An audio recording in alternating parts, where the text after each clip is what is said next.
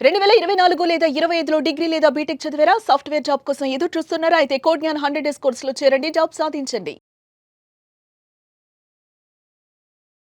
So చాలా మంది ఏమంటారంటే, సార్ డిగ్రీ అయిపోయింది, బీటెక్ అయిపోయింది, మా వాడిని కోర్సులో జాయిన్ చేస్తాము.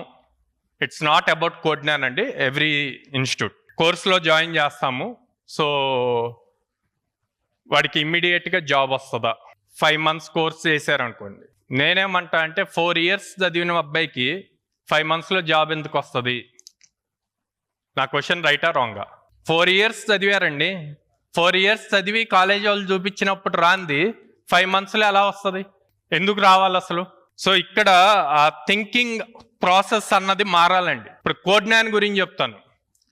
కోడ్ జ్ఞాన్లో మా దగ్గర 5 months ప్రోగ్రామ్ ఉంటుంది. నాకు అర్థం కాదు ఏంటంటే, జస్ట్ ఒక 3 weeks బ్యాక్ ఇక్కడ విజయవాడ ఆఫీస్లోనే నేను ఫేస్ చేసిన ఎక్స్పీరియన్స్.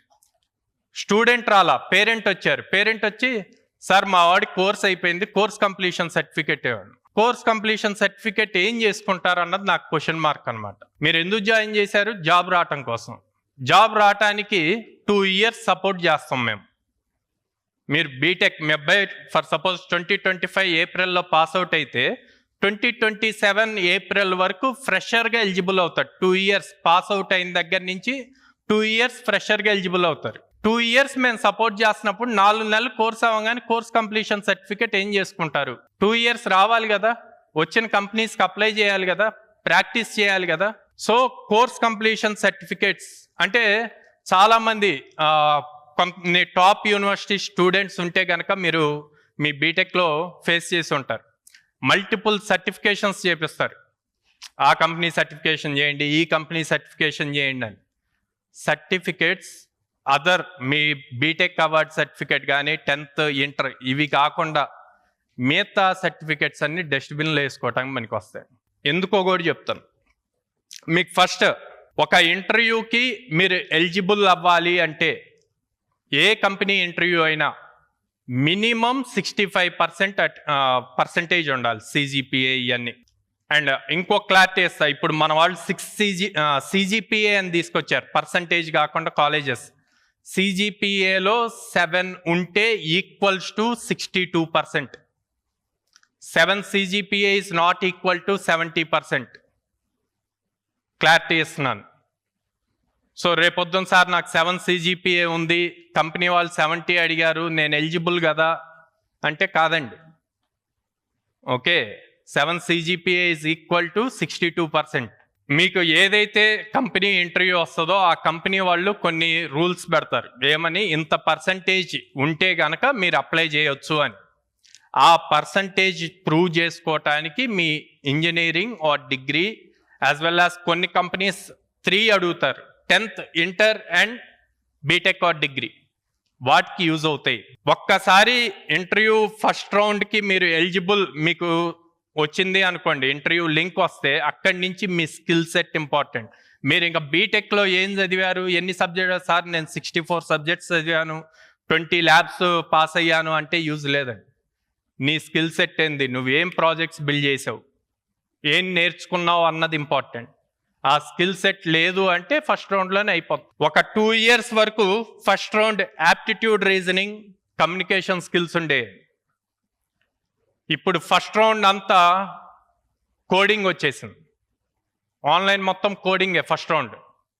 సో ఫస్ట్ రౌండ్లోనే మీరు స్కిల్ సెట్ మైనస్ అయితే ఇంకెట్లా వెళ్తారు నెక్స్ట్ రౌండ్స్కి? సో స్కిల్ సెట్ చాలా ఇంపార్టెంట్. అందుకే 4 years డిగ్రీలో రాన్ జాబ్ 5 monthsలో వస్తుందా అంటే రాదు.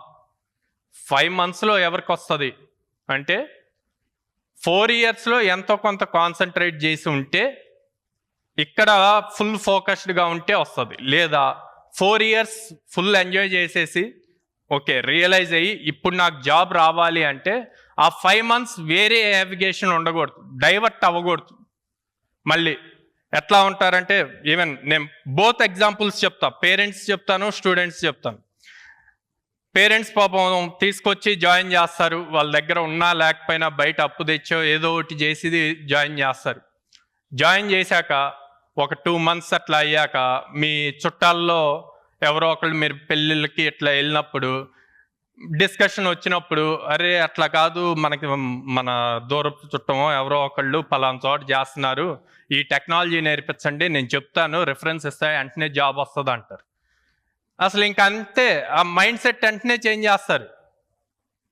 వచ్చి కనీసం మాతో మాట్లాడటం కానీ ఏముండదు. నెక్స్ట్ డే నుంచి ఇంకా వేరే కోర్స్ జాయిన్ చేస్తారు. అదంతా అయిపోయాక ఓ 1 year 1.5 year తర్వాత సార్ మీ దగ్గర ఫోన్ చేస్తారు నాకు, సార్ మీ దగ్గర అప్పుడు మా అబ్బాయిని జాయిన్ చేశాను సార్, మధ్యలో ఇట్లాగా వేరే జాబ్ ఆఫర్ వస్తే ఇట్లాగ వెళ్ళాము, మళ్ళీ ఇప్పుడు చేయాలనుకుంటున్నాము అని. ఇక్కడ ఆల్రెడీ 1.5 year అయిపోయింది, ఉందే 2 years fresher tag.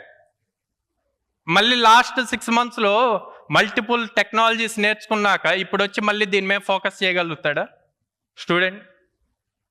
So parents దాని మీద ఎక్కువ అంటే అట్లా మీరే అట్లా స్వింగ్ మోడ్లో ఉంటే ఇంకా పిల్లలు ఎలా ఉంటారు? ఇప్పుడు పిల్లల సైడ్ వీళ్ళు కాలేజెస్లో గ్రూప్స్ ఉంటారు. ఓకే, అబ్బాయి వచ్చి జాయిన్ అయ్యాక ఫర్ సపోజ్ పైథాన్ జాయిన్ అయ్యాడు అనుకోండి, ఆర్ జావా జాయిన్ అయ్యాడు అనుకోండి, వాళ్ళ ఫ్రెండ్స్ వెళ్ళి డేటా సైన్స్లో జాయిన్ అవుతారు. ఓ 1 month తర్వాత అరే మా class only 1.5 hour data science మాది, మాకు డైరెక్ట్గా 12 lakh ప్యాకేజ్ 18 lakhs ప్యాకేజ్ ఇప్పిస్తామన్నారు, నువ్వే అక్కడ జావా పైథాన్ కోర్ బేసిక్స్ ఎప్పటి నుంచో ఉన్నాయి, లేటెస్ట్ నేర్చుకుందాం అంటారు. అంతే, ఇంక ఈ పిల్లవాడు కూడా అట్లాగే మూడు స్వింగ్ అయిపోయిద్ది.